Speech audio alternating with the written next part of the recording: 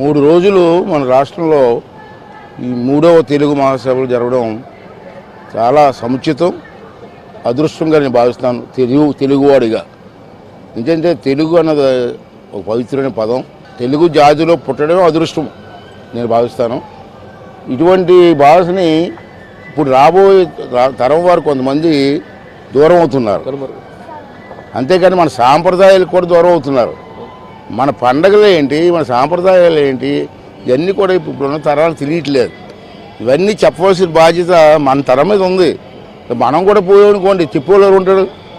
అంచేత శ్రీనివాసరావు గారు ఆ కమిటీ పెద్దలందరూ కలిసి ఒక మంచి కార్యక్రమం పెట్టారు. 3 days చేస్తున్నారు.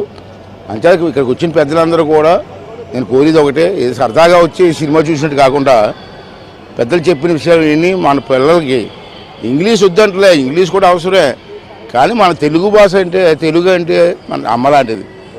అమ్మని మర్చిపోయి ఇంగ్లీష్ నేర్చుకుంటామంటే ఎలా కుదురుతుంది?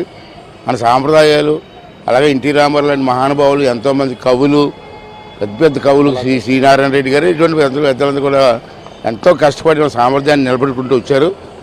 వారి తరం నిలబెట్టే సామర్థ్యాన్ని ఈ తరం వారు ముందు తీసుకెళ్లాల్సిన అవసరం ఉంది. రాబోయే తరం వారికి కొంచెం అలవాటు చేయవలసిన అవసరం ఉంది. అంటే శ్రీనివాసరావు గారు పెద్దలందరూ కలిసి, కమిటీ పెద్దలందరూ కలిసి ఒక మంచి కార్యక్రమం ఏర్పాటు చేశారు. చాలా ఆనందంగా ఉంది. 2 విషయాలు ఇక్కడ. ఒకటి ఇక్కడ సత్యసాయిబాబు ప్రాంగణం, అదొక అదృష్టం. 2 ఏమో ఎన్టీ రామారావు గారి కళావేదిక.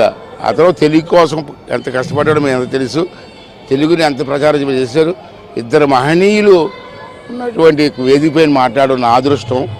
అంచేత ప్రజలందరినీ కోరేది ఏంటంటే, ఏ రాష్ట్రంలో ఉన్నా ఎక్కడ ఉన్నా మన తెలుగు వాళ్ళందరూ కూడా తెలుగుని మర్చిపోకూడదు, మన సాంప్రదాయాన్ని మర్చిపోకూడదు, మన సంస్కృతి మర్చిపోకూడదు. అందరూ కూడా మన పిల్లలకి తెలుగు నేర్పించి మన సాంప్రదాయాలు అలవాటు చేయమని చెప్పి ప్రతి ఒక్కరిని కోరుకున్నానండి.